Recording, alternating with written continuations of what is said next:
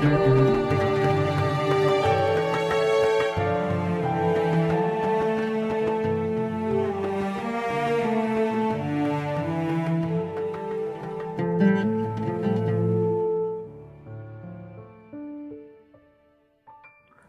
بالله من الشيطان الرجيم. أم تأمرهم أحلامهم بهذا أم هم قوم طاغون أم يقولون تقوله بل لا يؤمنون فليأتوا بحديث مثله إن كانوا صادقين أم خلقوا من غير شيء أم هم الخالقون أم خلقوا السماوات والأرض بل لا يوقنون. صدق الله.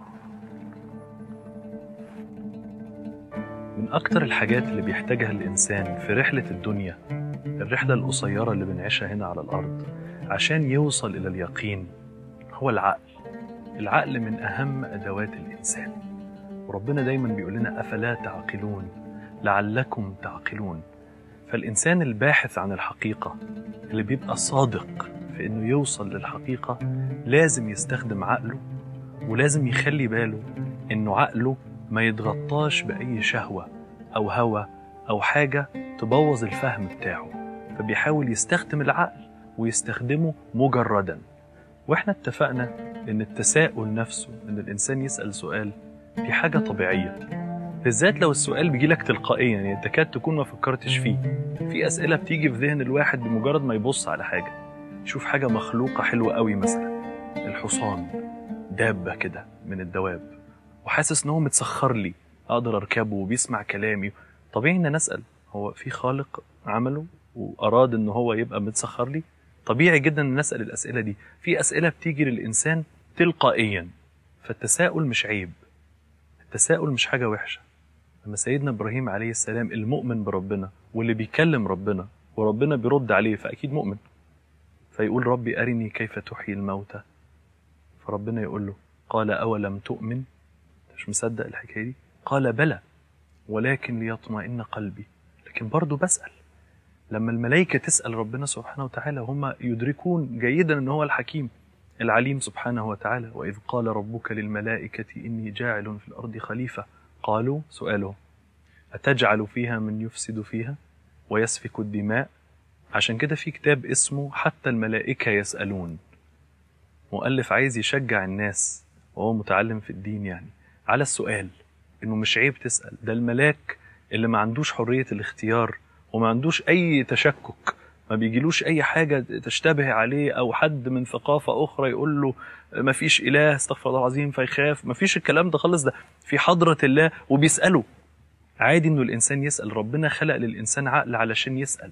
الإنسان ينظر إلى ما حوله ويتعجب ويتحير من كثرة الكون والجمال والقبح والخير والشر والزمان وكل هذه الأسرار، ويريد أن يكون له شرح، فهم، حل لهذا اللغز.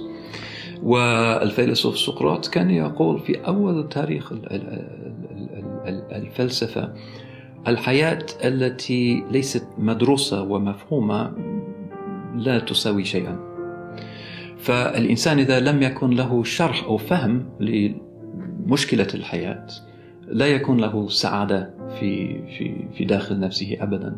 اللي بيقرأ التاريخ كويس يلاقي إنه قليل جدا من الفلاسفة وعلماء التجربة وغيرهم اللي جعلوا شغلهم الشاغل إن هم يحاولوا يثبتوا إنه مفيش إله وإنه الكون ملوش خالق.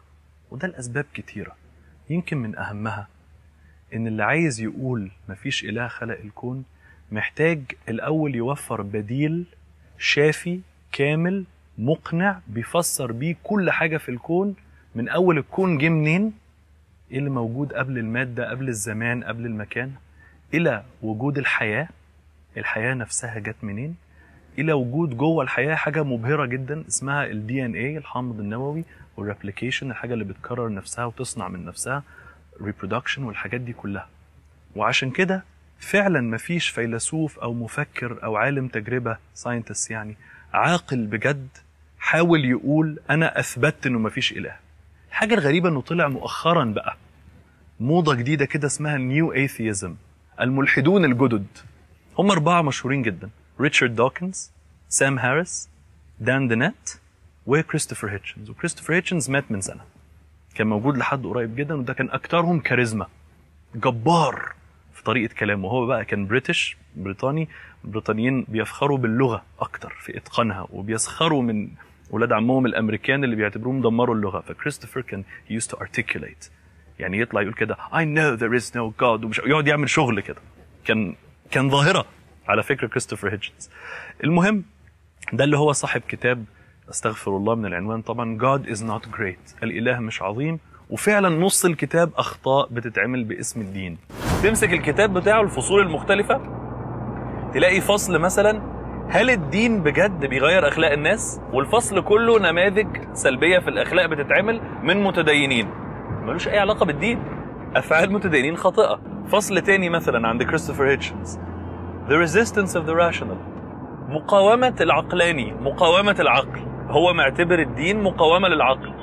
زميله وصديقه المشهور جدا ريتشارد دوكنز عمل برنامج تلفزيوني بقى، ده داعية بجد، وكل حلقة مسك حاجة متخلفة بتتعمل باسم دين مش أي علاقة بالأديان أصلا، من كل الأديان في العالم فعلا ما أنزل الله بها من سلطان، والناس متمسكة بيها. فالمضحك المبكي إنه الحاجات دي اللي بتستخدم كرصاص يطلق على المتدينين، كل الحجج دي حاجات إحنا نفسنا بننفر منها.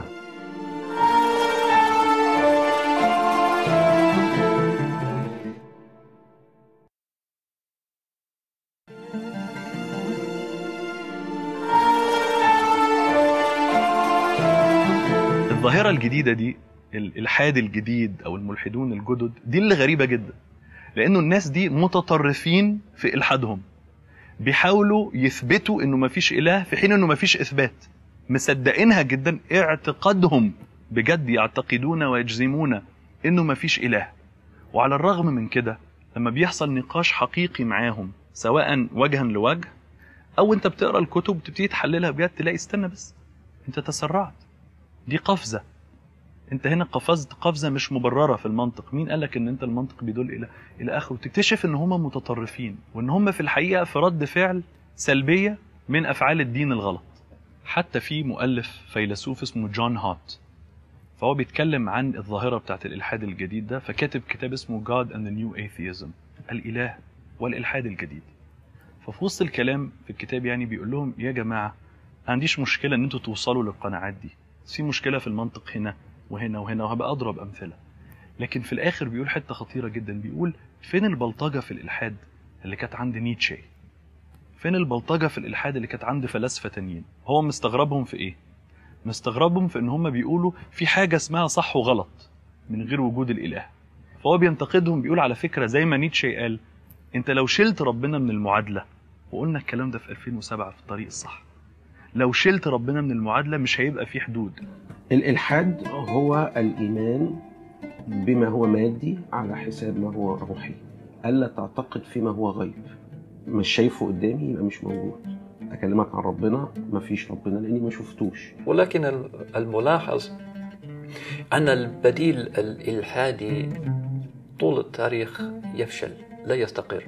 نجد أن في القرن العشرين مثلا التيارات الشيوعية، وهي أكثر التيارات التي برزت باسم الإلحاد ورفض التدين، صار مآلها دائما إلى الفشل.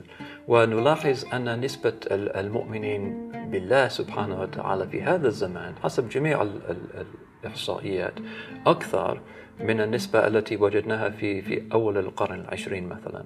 وهذا واقع، لأن الناس فقدوا الثقة بالنظريات الفوضوية أو الوطنية المتطرفة أو الشيوعية والاشتراكية، النظريات التي بنيت جميعا على عدم المبالاة بالدين أو على رفض الدين. فبتلاقي في الآخر أن الحجج نفسها واهية، مغالطات في المنطق، حاجات مش منطقية. مثلا ريتشارد دوكنز دايما متعلق بالحتة دي. طب أوكي، أنا معاكو في إله، مين خلق الإله؟ يا سلام، هي دي كده، انت خلصت الموضوع كله. انا خلصتها كده بجد والله. طب اولا دي ما حلتش اي حاجه. انت ما دام اقريت فيه اله، مين خلق اله؟ طب انت رد على السؤال ده. ما بتكملش، انت ما حسمتش القضيه بالسؤال الغريب ده. دي اول مشكله. تاني مشكله زي ما احد الفلاسفه اشار، قال لك السؤال ده غلط. انك تروح لواحد وتقول له انت بعت عربيتك وانت ما تعرفش اصلا ان هو عنده عربيه ولا لا. السؤال الصح الاول هل عندك عربيه؟ او لا. لو قال لك لا، السؤال الثاني باظ. ما ينفعش تقول له هل بعت عربيتك. بيسموه مغالطه السؤال المركب. في سؤالين لازم يتفكوا الاول. السؤال بتاع من خلق الله سؤال مركب غلط. السؤال اللي قبله هل ربنا خلق؟ لو الاجابه طب مين خلق الله؟ لو الاجابه لا، مفهومنا عن الاله انه لم يلد ولم يولد. مفهومنا عن الاله انه ملوش بدايه ولا نهايه. اذا مفيش سؤال اسمه من خلق الله. حاجه بكل بساطه مغالطه منطقيه. اللي عقله مش متدرب على الحاجات دي وبينفتح على حضارات اخرى بيستخدموا الاسئله دي في الاعلام، وقال يعني هم حسموا القضيه، يفتن. الكلام في العقيده ده واجب علينا كلنا.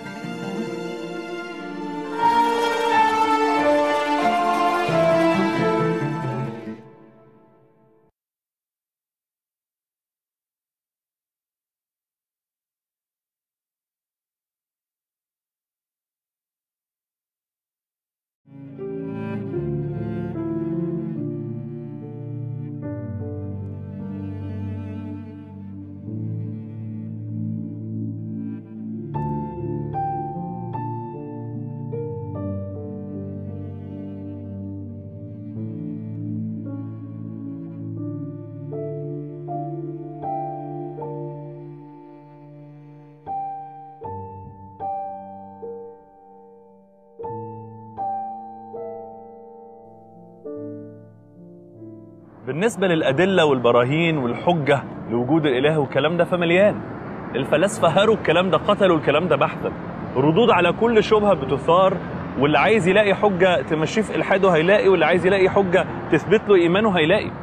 بالعكس، ده حتى من أكبر أئمة الإلحاد في هذا الزمان كان اسمه أنتوني فلو، راجل إنجليزي من هنا في إنجلترا. أنتوني فلو ده كتب في 1950 بحث خطير اسمه Theology and Falsification عن علم اللاهوت او علم الاديان يعني والتكذيب، وهل اصلا الاديان حاجه منطقيه ولا لا. وفتح باب يصعب شرحه دلوقتي بسببه. ناس كتيره الحدت وناس كتيره بدات تكتب هي كمان عن الالحاد، وخرج الالحاد من الصندوق اكتر.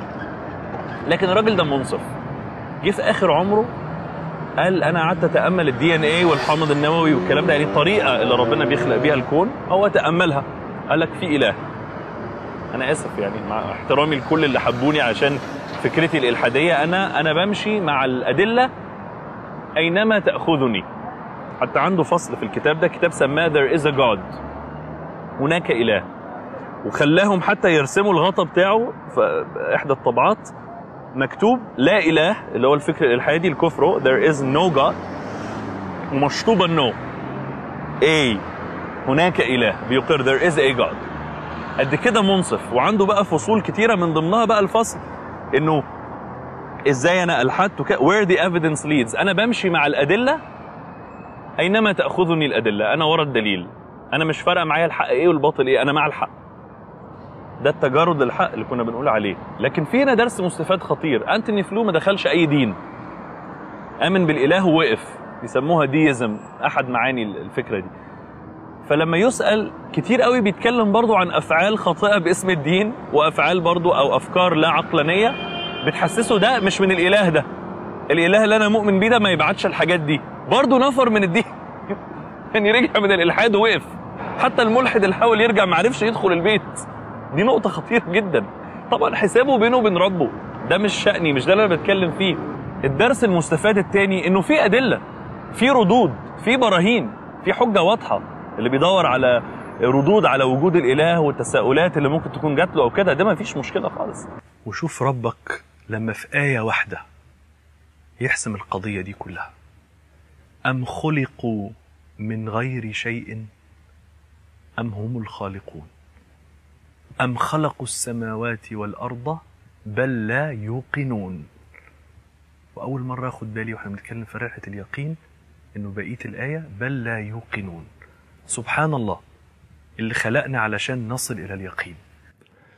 هو معرفش، هو انا حاسس بيه كده في الاول. يعني عمري ما كنتش حاسس بيه، وانا حاسس بربنا كده على طول من اصلا. ممكن تكون مش كل الناس كده، ممكن اكون انا محظوظ لسبب ما، بس يعني انا ما بزالش موجود في الحكايه دي، انا حاسس بيه على طول حتى لما ما اسمعش الكلام يعني ولا حاجه، بقول حاسس بيه. دي فطره، احنا المكنه اتخلقت كده يعني.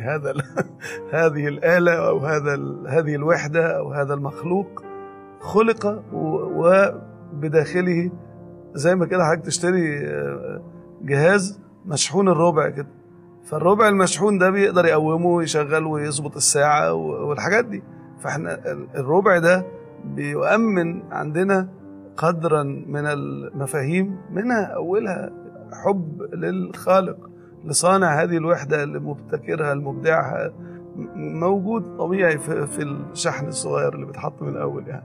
معنى لا إله إلا الله هو أن نجد وراء هذه الكثرة وحدة، وأن نجد وراء هذه الألغاز حل، وأن نجد وراء هذا الحس معنى، وأن وراء هذه الظواهر كلها مبدأ خلاق وباقي. فالمتجرد للحق اللي عايز الحقيقة مهما كانت زي أنتوني فلو بيوصل إلى إنه في إله خالق هذا الكون، وهو بيقول كده في الكتاب بتاعه: أنا مؤمن بربنا. ليه؟ باختصار حط النقطتين فوق بعض، لأن أنا شايف إنه ساينس العلم التجريبي بيدل على الورلد بيكتشر دي، بيدل على المنظور ده، بيوصل للفهم ده.